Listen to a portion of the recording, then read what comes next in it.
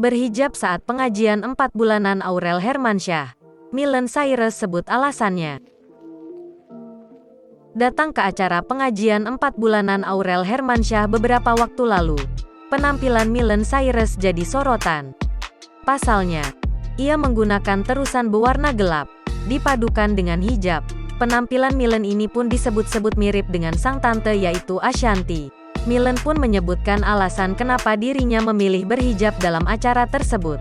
Miley menyebutkan jika hal tersebut hanya sekadar konsep. Miley mengatakan bahwa ia selalu memadupadankan busana yang dikenakan, sesuai dengan acara yang diselenggarakan. Dia mengatakan bahwa dirinya merupakan orang yang sangat sempurna bila berhubungan dengan pakaian. Dan acara Aurel bertemakan pengajian sehingga dirinya menggunakan kerudung. Jangan lupa subscribe, share, komen, dan like ya!